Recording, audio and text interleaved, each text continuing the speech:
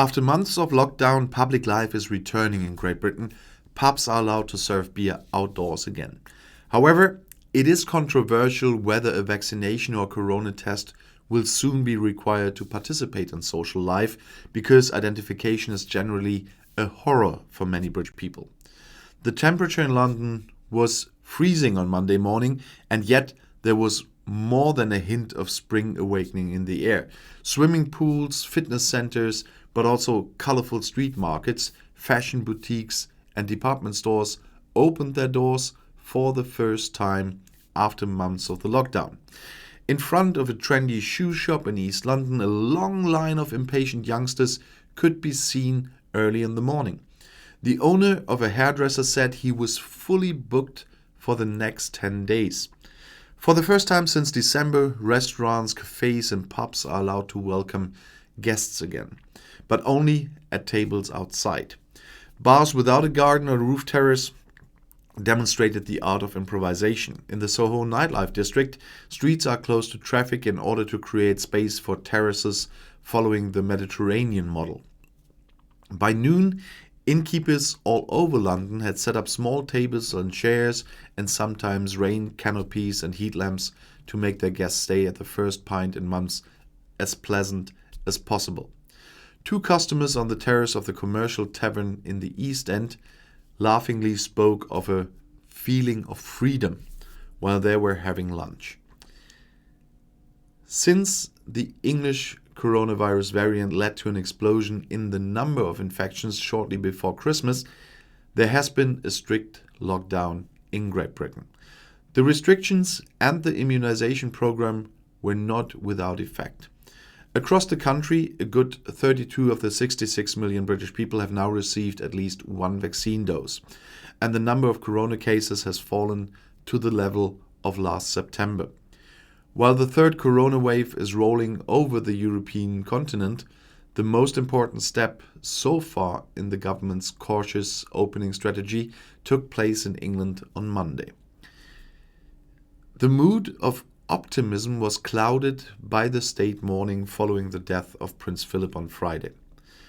Prime Minister Boris Johnson went to the hairdressers to look well groomed while paying tribute to Queen Elizabeth II's husband in the House of Commons, but decided not to go to a pub.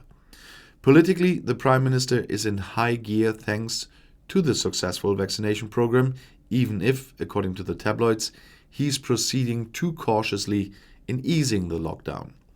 It is also highly controversial which requirements visitors to restaurants, theaters, or nightclubs will have to meet in the future if the country is to return to normal at the end of June.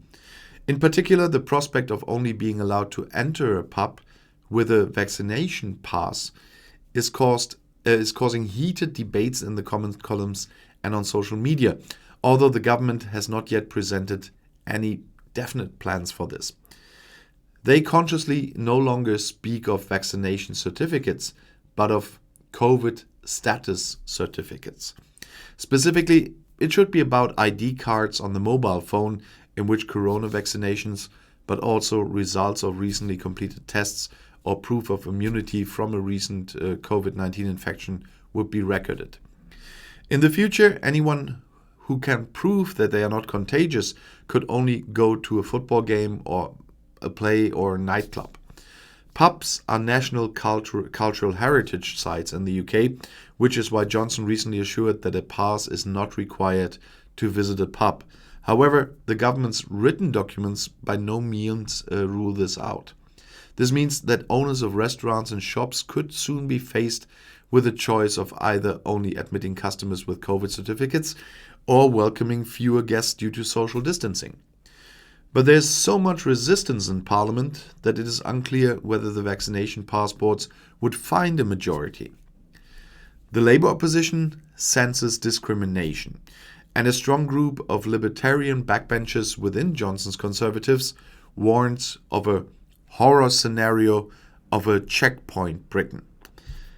Some experts believe that vaccination records could encourage young people to get immunized.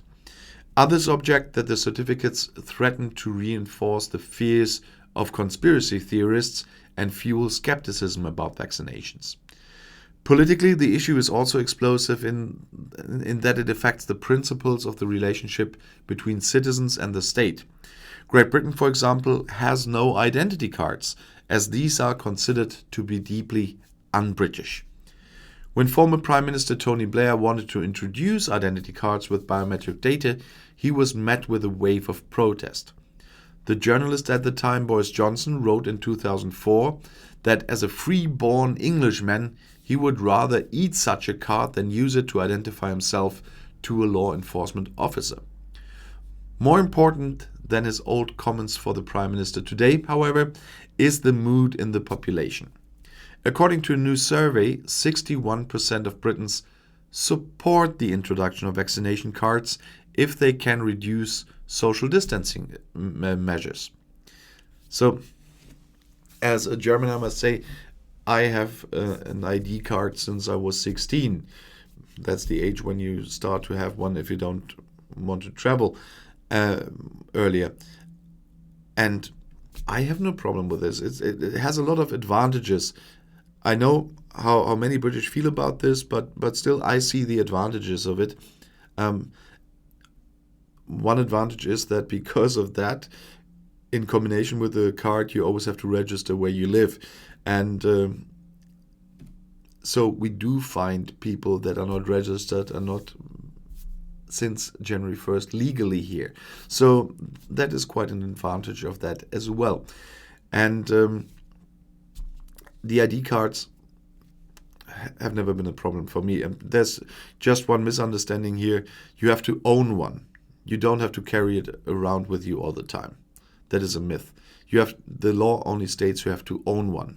You don't have to have it outside.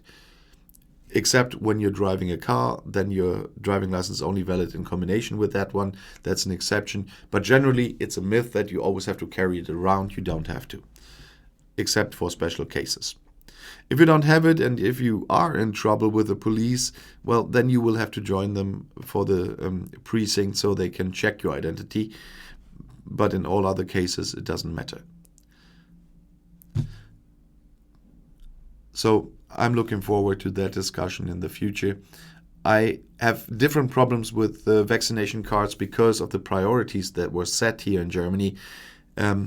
I'm more on the side that would be discrimination, and it wouldn't stand our constitutional court probably, because if people are not allowed to get vaccinated, and this would become law, then I think that would end up at the constitutional court, and that is against equal treatment of citizens, and that wouldn't stand the trial. And if you want to stay informed, please subscribe to my channel. Auf Wiedersehen.